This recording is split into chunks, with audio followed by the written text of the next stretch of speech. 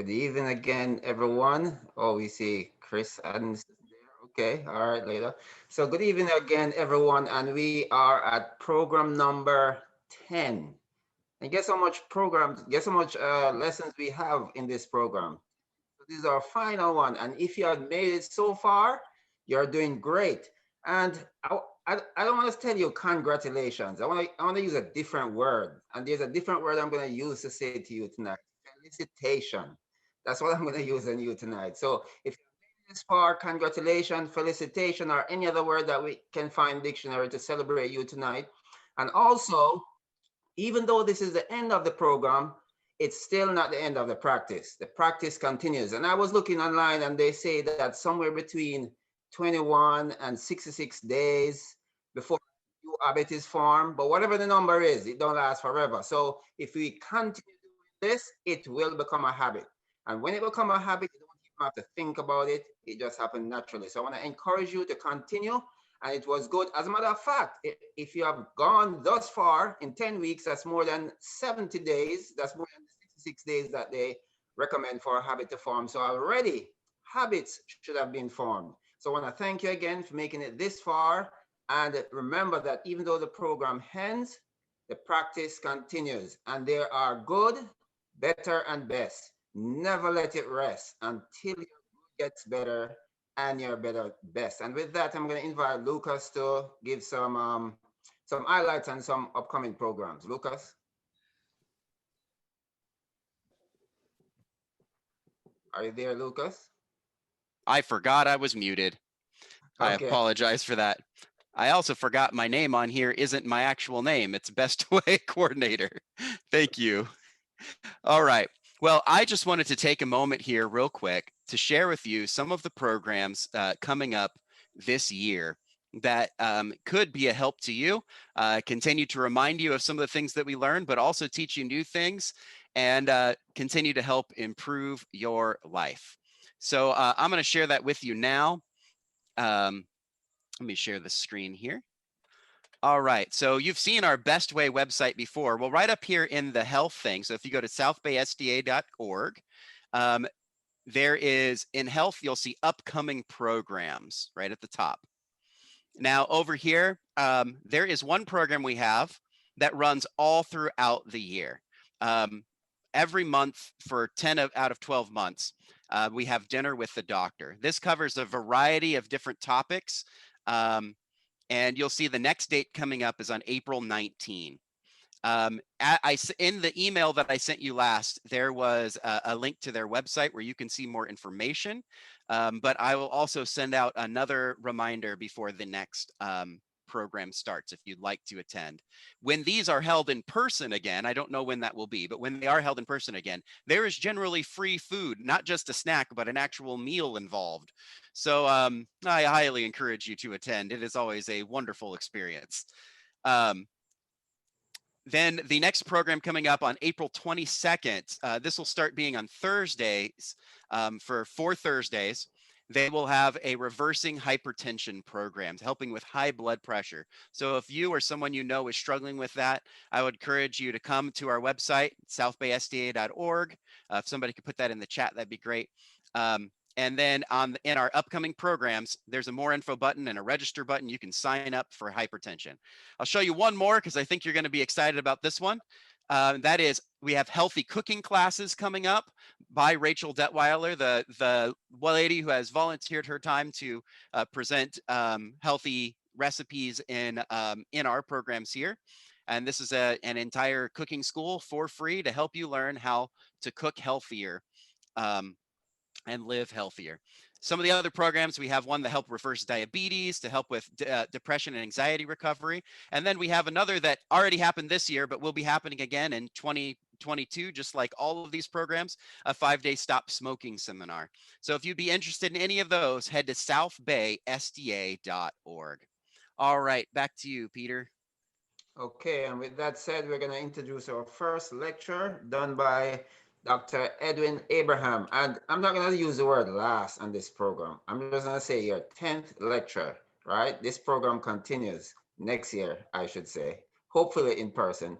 But your 10th lecture, the program's 10th lecture Over to you now, Dr. Abraham. Thank you. Thanks. Just get this ready. Okay. Hello, welcome back to Best Way. This is, can't believe it, but it's the last session of Best Way, week 10. Many of you lost much of the weight you wanted to. With many of you never seen this kind of success, but with God's help, all things are possible. Okay, excuse me here. So the title of today's presentation is The Healthiest People in the World Are Seventh-day Adventists. Now, if you don't realize it by now, the Best Way program is given by the Seventh-day Adventist Church. In this session, we will learn some of the dietary secrets that allow people to live longer. A lot of the studies in this presentation not only compare Seventh-day Adventists to non-Seventh-day Adventists, but also compare dietary habits between Seventh-day Adventists themselves. Not all Seventh-day Adventists follow the same dietary principles. So this is a graph here that compares the life expectancies of Seventh-day Adventist men with California men who are matched for age, occupation, and location of residence. Now, life expectancy is the point at which half the population has died and the other half remains alive. It is an average number. Now, in the bars to the left, you can see that Seventh-day Adventist men at the age of 30 right here have an average life expectancy of 51.9 years. And other California men have, compared to that, we have a life expectancy of 42.7 years. This is an advantage of 9.2 years. And as you see, if you go down this list there, even at the age of 80, Adventist men, Seventh-day Adventist men have twice the lifespan of other California men. This is the average life expectancy graph for a Seventh-day Adventist women compared to other California women. Throughout their lives, Seventh-day Adventist women enjoy a 7-year advantage in life expectancy over other California women. This diminishes a bit at advanced stage, but even at age 80, women have a 5-year life expectancy advantage over other California women. In this graph, we will be comparing Seventh-day Adventist men who are vegetarian with the life expectancy of Seventh-day Adventist men who are not vegetarian. You can see that the Seventh-day Adventist men who are vegetarian enjoy about a 3 to 4 year life expectancy advantage over the Seventh-day Adventist men who are not vegetarian. Now, one of the measures of health is a statistical term, which we discussed earlier, called overall mortality. It's the sum total risk of dying from all causes. Now, in the Adventist self-study, the use of fish in the diet more than once a week caused a slight increase of 14% over Seventh-day Adventists that did not use fish. Now, a protective effect of eating fish was not seen. Any cardiovascular advantage was offset by increased mortality in other areas. Coffee appears to be harmful to Seventh-day Adventists. Consuming 1 or more cups of coffee a day results in an increased mortality of 21%. There is a remarkable protective effect of eating vegetables. Those who eat cooked vegetables every day of the week enjoy a nearly 20% reduction in all cause of death. And even a greater advantage can be seen by eating green salad 7 days a week. A green salad has a remarkable protective effect, resulting in a 33% reduction in overall mortality for those who eat a green salad every day compared to those who don't. Colon and rectal cancer is also affected by the consumption of eggs. Using even 2 to 4 eggs a week results in a 30% increase in colon and rectal cancer. Using eggs almost every day results in a 50% increase in colon cancer. In this case, the risk of cancer with consumption of eggs parallels the risk of cardiovascular disease that is seen with increasing consumption of eggs. Among Seventh-day Adventists, the use of coffee in any amount results in an increase in colon and rectal cancer by 50%. Among Seventh-day Adventist women, having beef more than once a week increases the risk of breast cancer by 17%. A more significant risk factor for breast cancer is consumption of fish by Seventh-day Adventist women. There is nearly a 50% increase in breast cancer for those who eat fish more than once a week. Cancer of the breast is also significantly increased with the use of cheese. Using cheese more than 3 times a week results in 43% increase in the risk of developing breast cancer among Seventh-day Adventist women. And comparing Seventh-day Adventist women who have a high use of animal products in the diet with Seventh-day Adventist women who are vegetarian, there was a 50% decrease in the risk of breast cancer among the vegetarians. And this is a study that talks about ovarian cancer and dietary risk. And ovarian cancer is a common type of cancer. In this study, 71 cases of ovarian cancer developed among 13,000 Seventh-day Adventist women over time. The risk of developing ovarian cancer was more than doubled among those who ate meat 1 or more times a week compared to vegetarian Seventh-day Adventist women.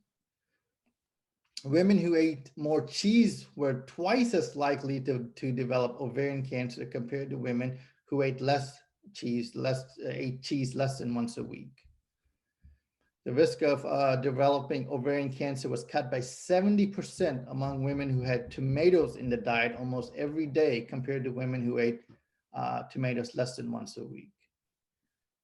Now, switching to look at cancer specific for men, prostate cancer is increased by at least 50% in those who use meat, poultry, or fish in any amount compared to those who never eat them.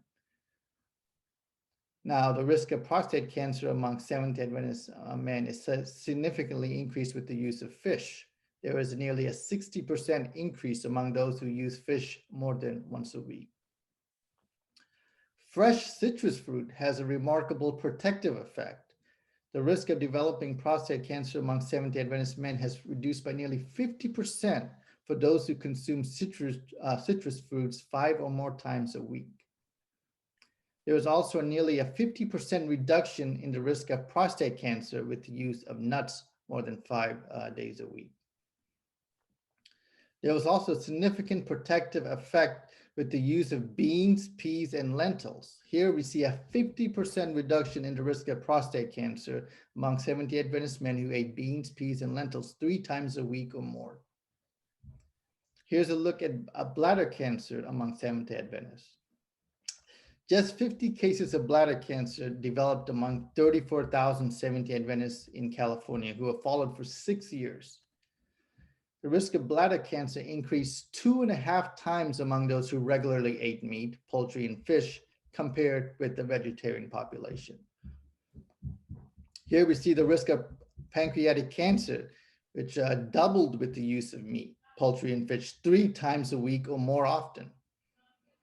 Cancer of the pancreas was increased with the use of eggs. Using eggs 3 or more times a week resulted in a 2.5-fold increase in the risk of dying from pancreatic cancer. Now here we see the remarkable protective effect of beans, peas, and lentils. There was a greater than 50% decrease in pancreatic cancer with the use of these items 3 or more times a week. There were even significant protection if beans, peas, and lentils were used just twice a week, once or twice a week. There was even greater protective effect with the use of raisins, dates, and other dried fruit. Those who consumed these items 3 or more times a week had a 65% reduction in the risk of pancreatic cancer. Raisins, dates, and other fruit was also associated with decreased prostate cancer. Those who consumed these items 5 or more times a week had a 50% reduction in the risk of prostate cancer. Now we look at the risk of colon cancer among Seventh-day Adventists. Because you know, colon cancer is also a very common cancer. Among the 32,000 Seventh-day Adventists who were followed for 6 years, a total of 166 cases of colon cancer developed. There was an 80% increase in the risk of developing colon cancer for those who ate meat 1 or more times a week compared to those who never ate meat. The risk of developing colon cancer increased by 30% among those who had cheese in the diet 2 or more times a week.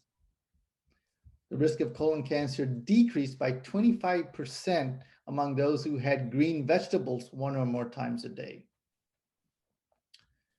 The greatest benefit also came from eating legumes or beans in the diet. There was a 50% reduction in colon cancer among those who ate beans 2 or more times a week compared to those who never ate beans or had them less than once a week. Now we're going to move from cancer to some other things. Here's a look at the development of dementia as correlated with animal products in the diet. You see right here, the risk of dementia doubles with the use of meat, poultry, and fish compared with current vegetarians. The risk of dementia triples when compared to those who have always been vegetarian. Here's a look at the risk of developing diabetes by dietary habits among Seventh-day Adventists. Here we started out with 8,000 men and women who were not diabetic at the beginning of the study. Now, over the 17-year period of follow-up, 543 cases of diabetes developed. Now, vegetarians were the least likely to develop diabetes. The likelihood of developing diabetes increased 30% for those who ate meat at any time. Diabetes increased by 38% for those who regularly ate meat, processed meat, and diabetes increased 74% for those who regularly ate meat over the entire 17 years of the study. Consistent with many other studies, it was also found that with increasing consumption of meat in the diet, there was an increase in the risk of heart attack deaths. Those who ate meat every day had a 2.5 times the risk of heart attack mortality of those who ate meat less than once a day or once a week. Now here we see the protective effect of water consumption on heart attack mortality. Those who drank more than 4 glasses of water a day had a nearly 50% reduction in the risk of heart attack. The blue bars here represent men and the red bars here represent women. There was an increase in heart attack mortality if a person drank more than 4 glasses of non-water beverage per day. Most of these were like soft drinks. Water is protective, but the liberal use of soda is hazardous. The risk of heart attacks is also greatly reduced with the use of nuts. We talked about this earlier in lectures. Using nuts 5 days a week or more results in a 50% reduction in mortality. This is true for men and women, for those who exercise most and don't exercise as well, and for the young and old. The nuts consumed amounted to about an ounce a day, and all different types of nuts were used: peanuts, pecans, almonds, walnuts. Now, among Seventh-day Adventists, there are different types of vegetarian. Now, what do we mean by that? Non-vegetarians, they make up about 43% of Seventh-day Adventists, and they eat beef, fish, poultry, and dairy products. Now, the so-called semi-vegetarians, they eat same beef, fish, poultry, and dairy products, but much less often. This group has about 8.3%. Now, there are the pesco-vegetarians who don't eat beef or poultry, but do eat fish and dairy products. They make up about 9.7%. And the second biggest group is the lacto-ovo-vegetarians who don't eat beef, poultry, or fish, but do use dairy products. Now, the vegan vegetarians are the smallest group, and they live completely on plant products. They don't use beef, poultry, fish, or dairy products, and they make about 4.3%. So we'll look and see how these various groups develop certain diseases. So you look over here, you notice that diabetes drops off at each improvement in the diet, and it's about 80% reduced in vegan vegetarians compared to non-vegetarians. The presence of high blood pressure also falls as the diet becomes more wholesome. The vegan vegetarian had a 75% reduction in the prevalence of high blood pressure. Let's look at the distribution of weight among these groups. Keep in mind that using the body mass index, BMI, the overweight category begins at a BMI of 25. If you look at this list here, only the vegan vegetarians as a group were all within normal weight by the BMI. So what do Seventh-day Adventists die of? This slide shows that the cause of death among Seventh-day Adventists are exactly the same as other people. Seventh-day Adventists just die many years later than their neighbors and friends. So I just wanted to summarize, since this is the last lecture, what we went over the past 10 weeks here. First, important to have a spiritual connection with God. Just as you use the spiritual connection to make a change that you made over the last 10 weeks, you need to maintain that spiritual connection to keep that change in your lifestyle. Exercise at least 30 minutes a day. Keep up your exercise and try to increase the amount of exercise if possible. Limit your bad fats. Remember, nuts are good. The saturated and trans fats need to be limited. They're the bad ones. You need to increase your monosaturated and polysaturated fats. Eat more fruits and vegetables. Better to eat it fresh. Dark green and yellow are better colors. Get your proteins from plant food. You can get plenty of protein from these low dense plant foods. Eat complex carbohydrates and limit added sugars. You want to eat more low glycemic index foods. Eat whole grains, flours, and remember to get enough fiber. Increase the fiber in your diet by eating more whole grains, beans, fruits, vegetables. And remember, supplements should not replace a nutritious diet.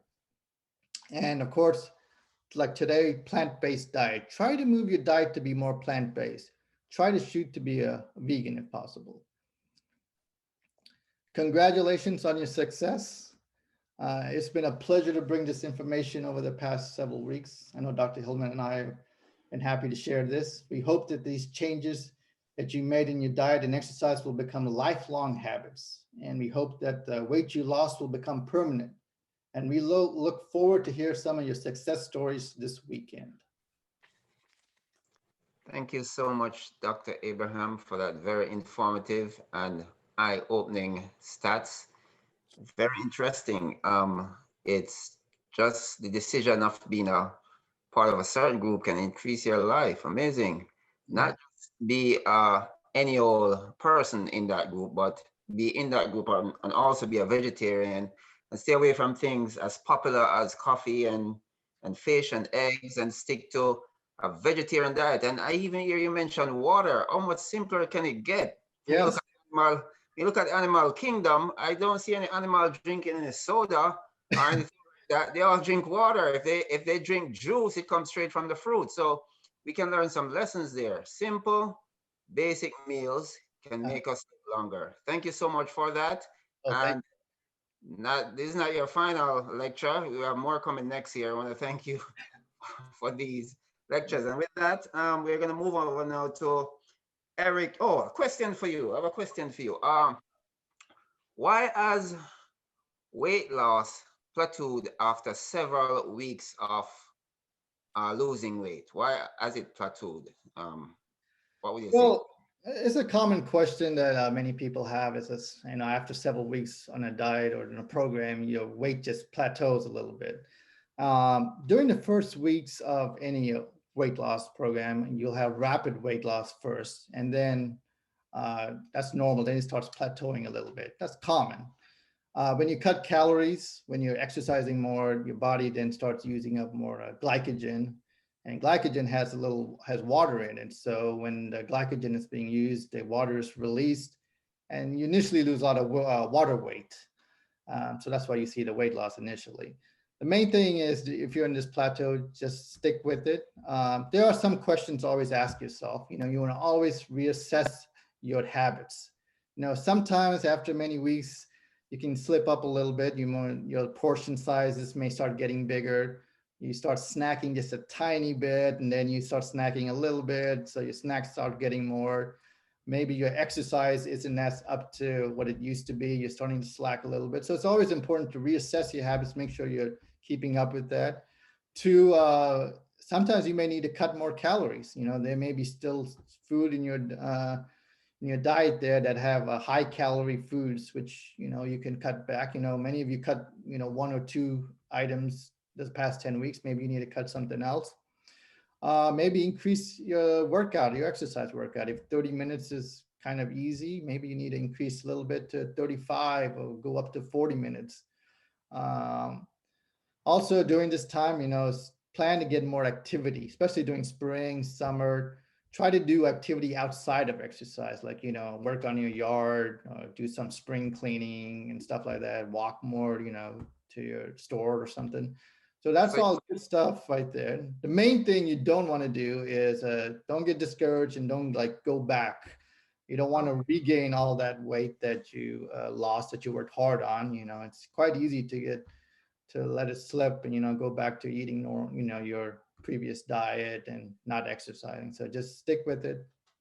yeah, so just do some self-assessment and see what you can change a little bit. Okay, thank you so much again, Dr. Abraham, for that. And now we're going to turn for spiritual health. We're going to turn to Dr. Eric Nelson. Yeah, thank you. I really appreciate the opportunity to speak here. Chris Anderson is on an airplane coming back from Mexico right now, so that's why he's not here with us. Let me tell you about when I was 9 years old.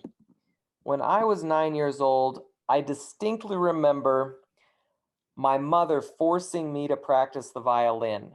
And I hated practicing the violin. I hated practicing in general. And why did my mom allow me all this discomfort in life? It was very uncomfortable. I hated practicing. Well, now I have a son who's 9 years old, who's listening right now behind that Best Way coordinator picture. And I force him to practice. In fact, just today, I practiced with him and he made clear he didn't like it. Oh, the timer wasn't going off. Oh, it was way too long. Oh, even though we're meeting some of the goals he'd set for himself, it was just too difficult. He didn't like it. Why does my wife and why do I allow my son to be so uncomfortable during his violin practice? Well, the obvious answer is to improve, right? And that is to improve his violin playing.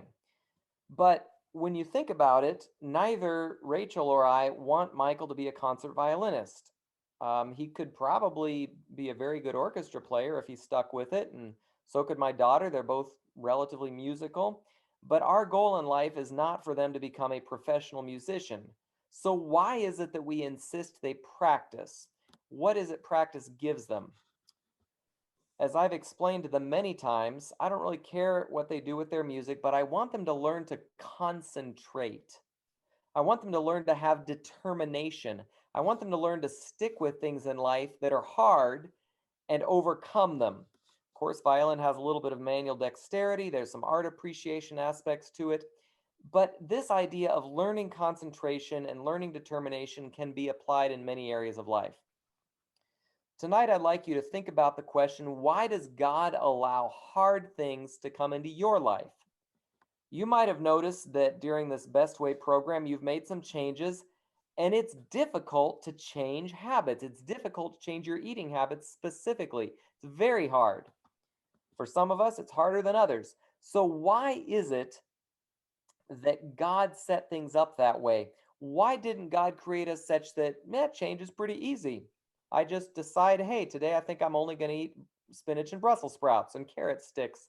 And all of a sudden, all the ice cream and cookies and cake, it just doesn't look appealing anymore. It's easy to change. Why isn't it that way? Let me share a Bible passage with you. This is from Jeremiah chapter 12 and verse 5. This is the New King James Version. If you've run with the footmen and they have wearied you, then how can you contend with horses? And if in the land of peace in which you trusted they wearied you, how will you do in the floodplain of the Jordan? Let me suggest to you at least two thoughts from this passage. The first one is that if you're struggling with small tests, if it's difficult to make small changes in the area of diet in your life, that's a warning. You're not ready for big tests. It might be more difficult. It may be overwhelming, in fact. But let me also suggest a more encouraging thought from this passage, and that is the idea that the small tests are preparation for larger tests in the future. It seems to me that God trains us, He leads us to circumstances that help us to grow. And in your life, the Best Way program is one part of your growth in a health journey that is continuing. Now, during growth, sometimes we don't notice that clear growth is happening. My son, when he's practicing the violin, he doesn't notice that his scales in thirds are improving. In fact, today he practiced just the upper 6 notes of his scale in third, and it sounded horrible. By the end of practice, he'd gotten it a little bit better, but it was still pretty squeaky. But as I think about the way that my children are learning as they practice, when I think back just 2 or 3 months ago, I notice huge improvement. Even though I didn't notice improvement today so much in practice, as I think back 2 or 3 months ago, it's amazing how much better they are playing their instruments. And it may be the same for you during this Best Way program. Some of you may not have noticed the growth that you thought you should get from the changes that you're making. I want to encourage you that sometimes growth takes a while. Some other ones of you, and there are many more of you that have told me, you've met and exceeded the goals that you set for yourself. Now, it may not be clear to you what goal should you set next in your health journey. Well, sometimes our journey seems to be a little bit chaotic. I want to make an illustration here. I've got something here that my grandmother made for me. Some of you have seen things like this before. This is a counted cross stitch. Now, I wanted to take the back off and show you the back side. I think you know, many of you, what this would look like, but it's sealed shut, so I can't. But many of you who've seen counted cross stitch know that if you look at the back side, or if you watch the seamstress while they are creating this counted cross stitch, on the back side there's all these tangled knots and tangled threads that don't make a bit of sense. But on the front, a beautiful picture is being created. And you may not recognize that a beautiful picture is being created if you're looking prematurely, or if you're looking on the wrong side of the canvas or the fabric. You're probably familiar with that illustration. I want to make one more illustration here to give you a final challenge for our Best Way Spiritual Thoughts. I've really enjoyed being a group with Drew. Now, Drew is a Baptist pastor who is preaching a sermon series on John 17 right now. So I'm going to share a screen with you here. This is just, I've got the Bible here. I've pulled up John chapter 17. And I don't have time to go through many of the things that he's taught me, but there are 6 verses here from verse 14 to verse 19 that are so tightly organized. For instance, verse 14 and verse 16 say exactly the same thing. They are not of the world, even as I'm not of the world. Verse 17 says, sanctify them through your truth. And verse 19 says that they might be sanctified through the truth. These 2 verses are in parallel. These 2 verses are in parallel. Verse 17 and verse 14 both talk about God's word and the power that it has in our lives. It's a very tightly organized section. It gets across the idea that in a negative aspect and in a positive aspect, the truth can separate us from bad habits. In verse 14 and 16, it talks about how Christians are to be, in some senses, separate from the world. They're separated from the world by their belief in God's word, and because of this, they experience negative emotions from the world. As they separate from some of the bad health habits that they might have, they may be looked down upon or despised. I know some of you, actually, I know some people in some of our health programs have experienced difficulties within their family based on the health decisions that they want to make. On the positive side, though, verse 17, 18, and 19, 17 and 19 especially, Christians are also called to be separated in a positive sense, separated for the purpose of holy use.